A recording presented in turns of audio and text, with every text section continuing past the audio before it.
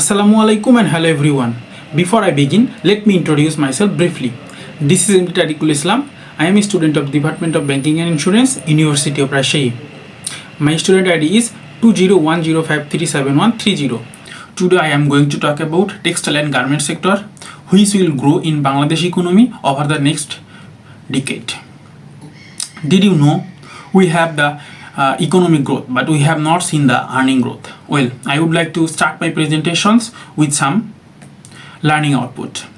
Here I choose textile and garment sector that could grow in Bangladesh's economy over the next decade. Here I will provide a summary of the mentioned sector, use state theory and other theory that might be applicable. It may be comparative advantage and Heckscher-Ohlin theory. Suggest the policy reform needed to comply with future changes in the trade pattern by the government. At first, summary of the textile and garment sectors. The textile and garment sectors are a cornerstone of Bangladeshi economies, playing a pivotal role in employment generation and export earnings. It encompasses the entire value chains from spinning and weaving the production of finished apparel. The sector has been a key driver of economic growth, contributing significantly to the country's GDP. Bangladesh has a large, low-cost labor force, providing a competitive advantage in the production of labor-intensive textile and garments products. Bangladesh is one of the largest textile and garments exporters globally. The government has put laws and incentives in place to encourage the sector's expansion, including tax rebates, the building and infrastructures, and program to raise compliance requirement. Use trade theory and other theories to explain the pattern of the sector that might be applicable. Trade theory provides various frameworks to understand the dynamics of international trade, including why countries engage in trade and how they benefit from it.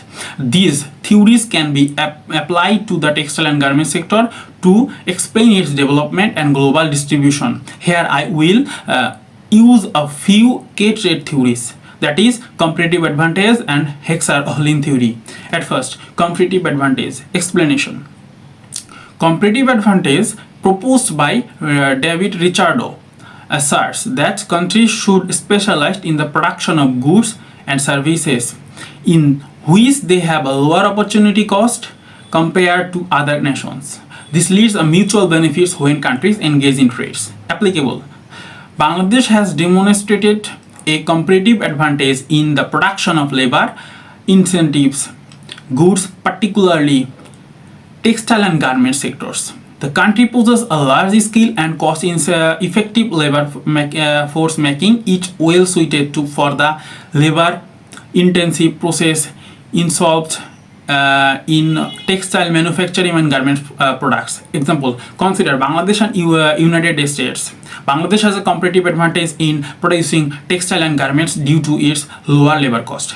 The United States, on the other hand, has a garments, and the USA on his high tech products. Both countries can trade and enjoy a greater variety of goods of lower prices than if they tried to produce everything domestically.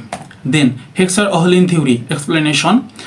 The Heckscher-Ohlin theory posits that countries will export products that intensively use their abundant factors of production and import products that require factors in which they are relatively scarce. This theory focuses on the factor endowments of country. Applicable. Bangladesh's comparative advantage in the textile and garment sector align with the Heckscher-Ohlin theory.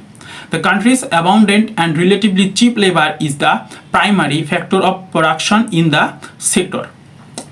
Example, Bangladesh is abundant in labor, especially low-cost labor, which makes it an ideal location for intensive industries like textile and garments. As a result, Bangladesh has become one of the largest exporters of garments, capitalizing on its labor abundance. This is contrasted with countries like Germany, which may have less labor available but more capital, thus specializing in capital-intensive goods. At last, suggest the policy reforms that needed to comply with future changes in trade pattern by the government. At first, labor rights and compliances. Strength and enforces regulations to improve labor rights, workplace safety, and compliance with international standards to maintain a positive global image. Next, technology adoptions. Technology is very important for international trades. Encourage technological upgradation and innovation in industry through incentives and support for research and development. Diversification at last. Explore opportunities for product diversification and value addition to move beyond basic garments, manufacturing, etc. I don't like to prolong my session at the moment. That's all from my side. Thank you.